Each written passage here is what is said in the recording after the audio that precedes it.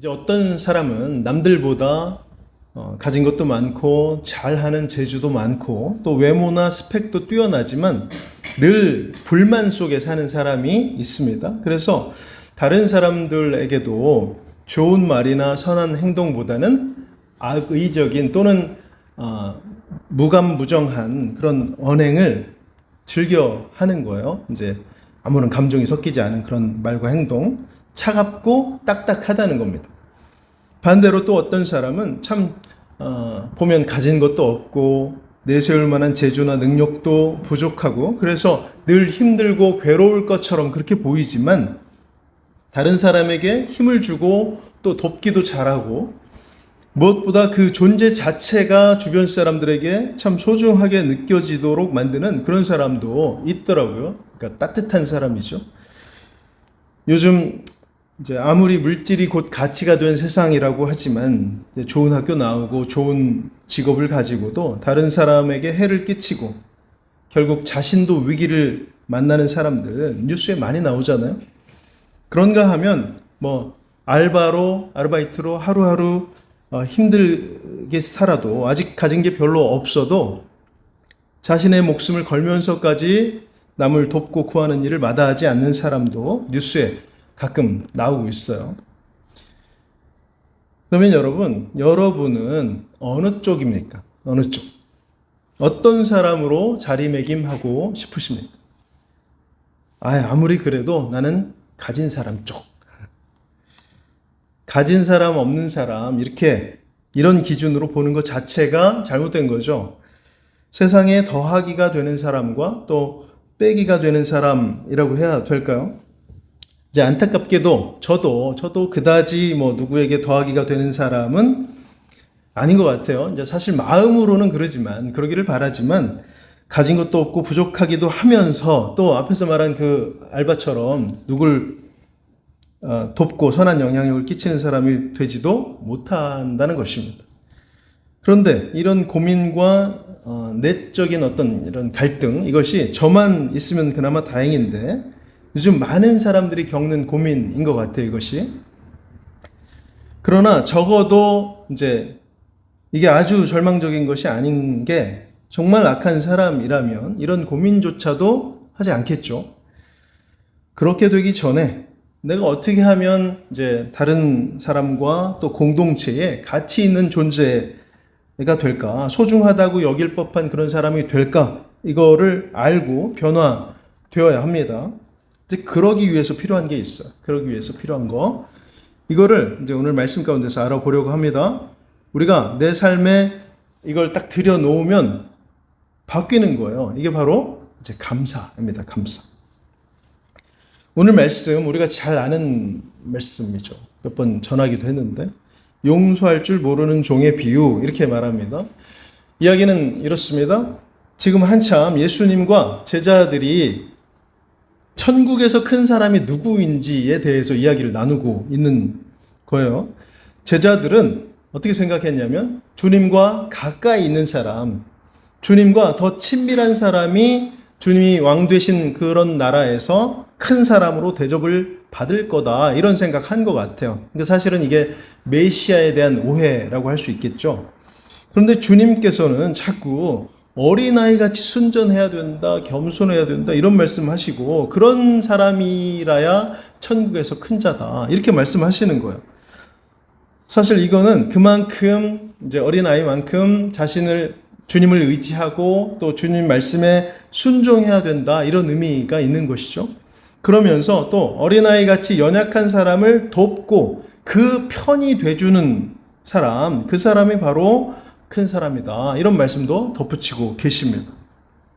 이제 그러다가 용서에 대한 대화로 지금 이어지는 중이에요. 근데 여기서 또 누가 튀어나와요? 베드로.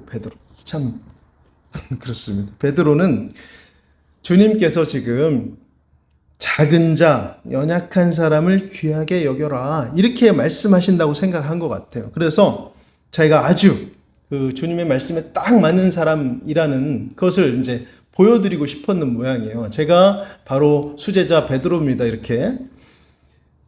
베드로가 한 말이 21절입니다. 함께 보겠습니다. 21절. 시작. 그때에 베드로가 나와 이르되 주여, 형제가 내게 죄를 범하면 몇 번이나 용서하여 주리이까? 7번까지 하오리이까? 네. 지금 주님께 질문하는 게 아니에요, 사실은. 무슨 말이냐면, 선생님, 저는 7번이나 용서해 주려고 합니다, 형제를. 대단하죠? 저 참 대단하죠? 이런 말이에요. 그런데 주님께서는 그걸로는 한참 부족하다, 이렇게 말씀하시는 거예요. 몇 번 용서하라고요? 7번씩 70번, 그러면 490번? 아니죠. 무제한으로 해라. 용서를 무제한으로 해라, 이 말씀이에요. 근데 여기까지만 보면 이거는 사실 도덕책에 나올 법한 그런 이야기잖아요. 물론 이걸로도 요즘 이런 사례를 보기도 힘들고 참 희귀한 일이니까 가치가 없다고 볼 수 없겠습니다. 이것만으로도. 그러나 주님의 비유 말씀, 그 다음에 주신 비유 말씀을 우리가 잘 들여다봐야 합니다. 이 비유를 한번 보겠습니다. 어떤 왕이, 임금이 자기에게 빚진 종들의 빚을 지금 결산하려고 하는 거예요. 회개할 때가 된 거예요. 그래서 23절, 24절입니다. 시작. 그러므로 천국은 그 종들과 결산하려 하던 어떤 임금과 같은 때에 10,000달란트 빚진 자 하나를 데려오매. 네, 지금 종이 무슨 일이 있었는지 모르겠지만 이 주인에게, 자기 주인 임금에게 진 빚이 얼마라고요? 10,000달란트라는 거예요. 10,000달란트. 이거는 상상을 초월하는 액수입니다. 지금 걸로 뭐 굳이 환산할 필요 없지만 환산해 본다고 하면 이게 어느 정도냐면 최소 수백억에서 많게는 조 단위까지 가는 그만한 가치입니다. 이제 어쩌다가 이렇게까지 된지 모르겠어요. 또 임금은 어쩌다 이렇게 많이 빌려줬는지 모르겠고. 그래서 이제 계산을 하는데 이 사람이 그 갚을 능력이 없으니까 25절에 나오는 대로 처자식이라도 다 팔아서. 근데 그것도 어림도 없죠. 워낙 큰 액수니까. 그러니까 이 10,000달란트의 빚은 이 종이, 당사자가 평생을 바쳐도 절대로 갚을 수 없는 최악의 절망적인 상황, 이것을 의미합니다. 애초에 이 많은 액수를 갚을 수 있는 어떤 능력이나 신분이었다고 하면 이렇게 빚을 지지도 않았겠죠. 그러면 이제 이 종이 할 수 있는 게 뭐가 있을까요? 뭐가 남았어요? 종이 할 수 있는 거라고는 이제 임금 앞에, 주인 앞에 엎드려서 자비를 구하는 것, 그것뿐입니다. 26절 보겠습니다. 26절. 그 종이 엎드려 절하며 이르되 내게 참으소서 다 갚으리이다 하거늘. 근데 이 말은 제가 언젠가는 꼭 갚겠습니다, 이 말도 아니에요. 뭡니까? 제발 한번 좀 봐주세요, 이 말입니다. 그런데 놀랍게도 이 임금은, 이 주인은 종을 불쌍히 여겨서 그가 진 모든 빚을 탕감해 줬습니다. 탕감해 줬어요. 여러분, 탕감이에요, 지금. 탕감. 그래, 원금만 갚아라, 이자는 안 받을게, 이거 아니에요. 또 기한을 많이 늘려줄 테니까 그때까지 갚아라, 이 말도 아니에요. 아예 안 받겠다는 겁니다. 안 받겠다. 얼마나 놀라운 일입니까? 결코 일어날 수 없는 일, 이게 지금 일어난 거 아니겠어요? 근데 여러분, 이게 바로 우리가 하나님께 받은 구원의 은혜, 용서의 은혜입니다. 우리는 원래 멸망할 수밖에 없는 그런 죄의 짐을 진, 그런 빚을 지고 있던 사람들이었잖아요. 그렇지만 예수 그리스도의 십자가 보혈로 인해서 그 모든 빚을 다 탕감받았다는 것입니다. 깎아주거나 아니면 일단 놔뒀다가 나중에 한번 생각해보자, 이런 게 아니고 이제는 없어졌다는 거예요. 아니라는 겁니다. 우리가 신분이 바뀌게 된 거예요. 죄인이 아니라 이제는 무죄인이 됐다는 거예요. 의인으로까지 여겨진다는 것입니다. 그러나 이 용서받은 자의, 이 종의 다음 행동을 우리가 보게 되면 참 충격적이에요. 28절입니다. 28절. 시작. 그 종이 나가서 자기에게 100데나리온 빚진 동료 한 사람을 만나 붙들어 목을 잡고 이르되 빚을 갚으라 하매. 네, 지금 10,000달란트를 탕감받은 이 종, 얼마나 기분이 좋겠어요. 지금 그 감당할 수 없는 거액을 이제는 안 갚아도 된다고 하니 룰루랄라 생각하면서 나가는 중이었습니다. 그러다가 길에서 딱 자기한테 100데나리온 빚진 동료를 만나게 되었어요.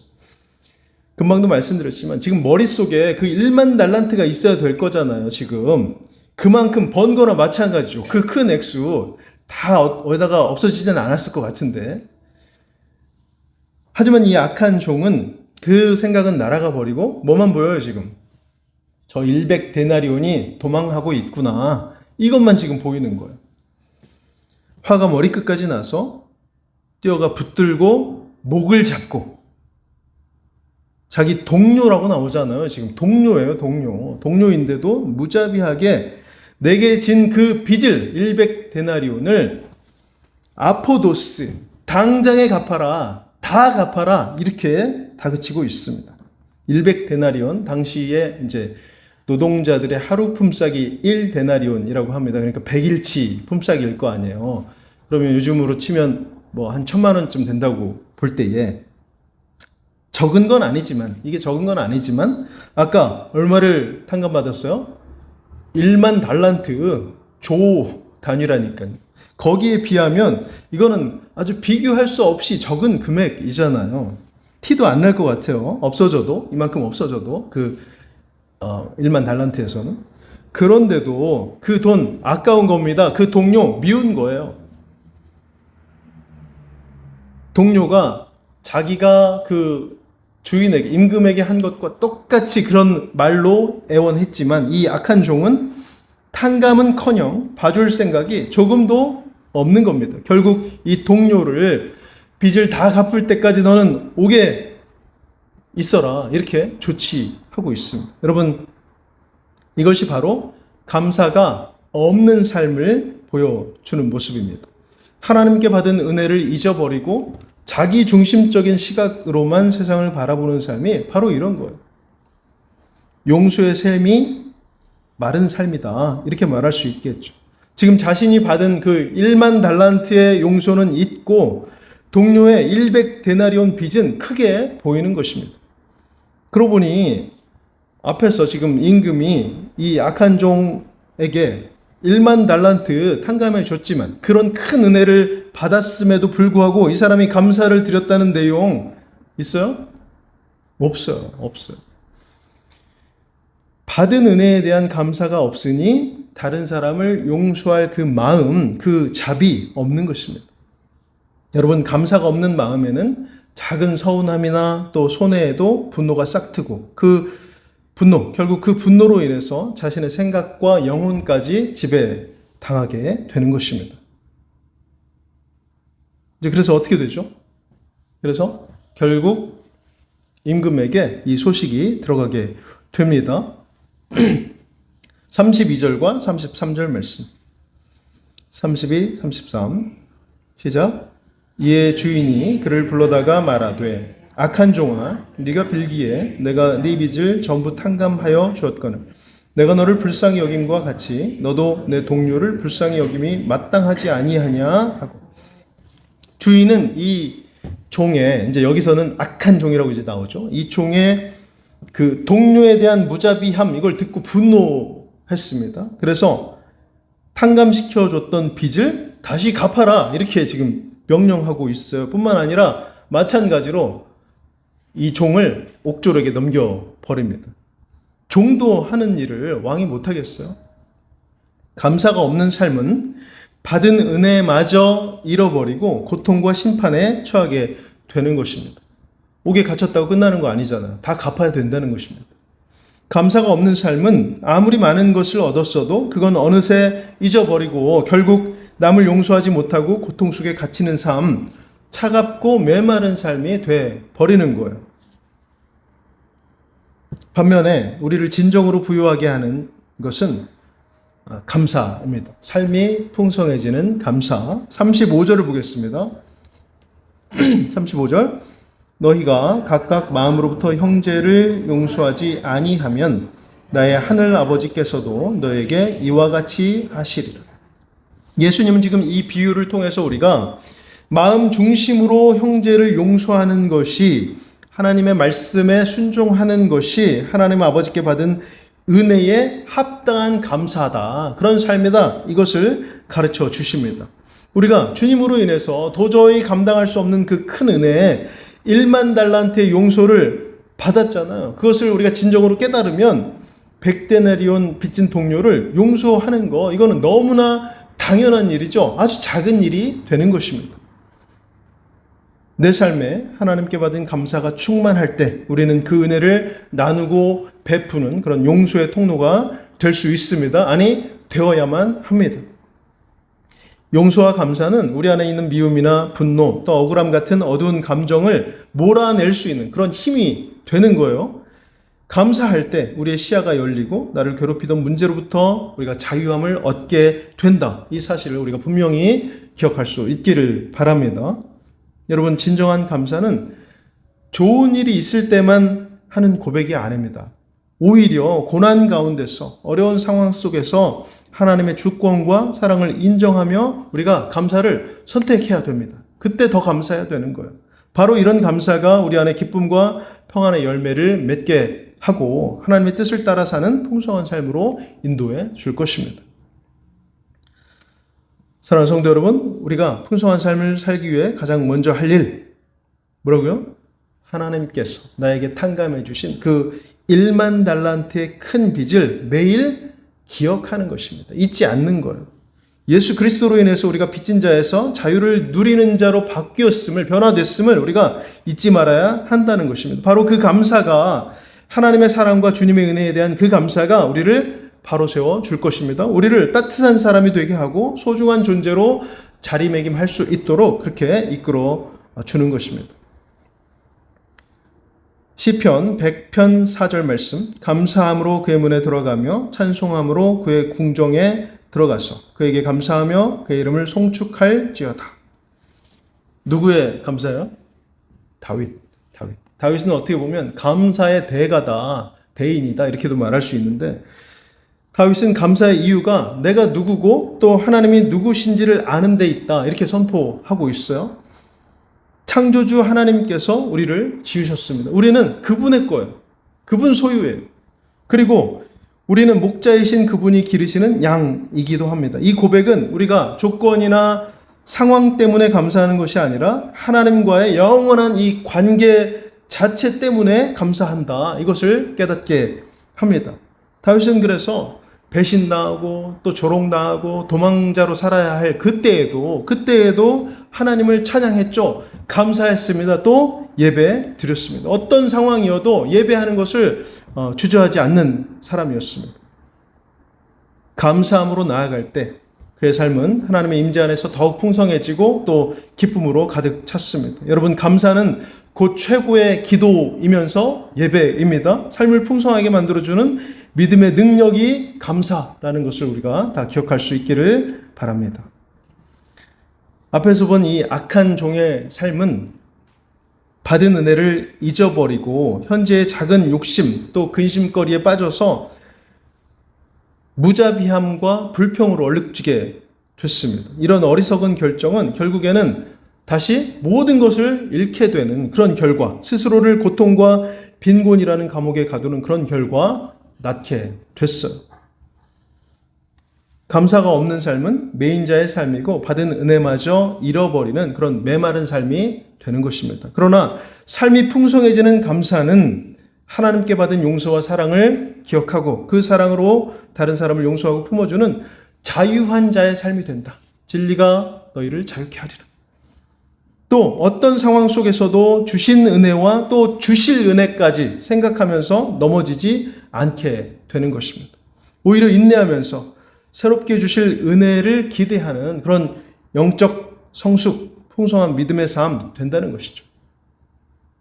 여러분, 오늘 내 안에, 우리 안에 혹시 이 100데나리온 때문에 꽁꽁 묶여있는 그런 마음, 그런 고민 있습니까? 우리는 이미 이 1만 달란트의 은혜를 받은 사람이다. 이 사실을 기억하고 주님께서 우리에게 베풀어 주신 이 한없이 큰 자비에 감사함으로 응답할 수 있기를 원합니다. 바로 이 감사가 우리의 삶을 용서와 사랑으로 채우고 하나님의 은혜 가운데 풍성한 삶으로 나아가도록 그렇게 인도해 줄 것입니다. 지금 감사할 수 없는 상황일지라도 감사를 선택하며 나아가는 우리가 되기를 바랍니다. 언제나 감사를 통해서 우리의 삶을 풍성하게 만드시는 하나님, 우리가 매 순간 경험할 수 있기를 주님의 이름으로 간절히 축원합니다.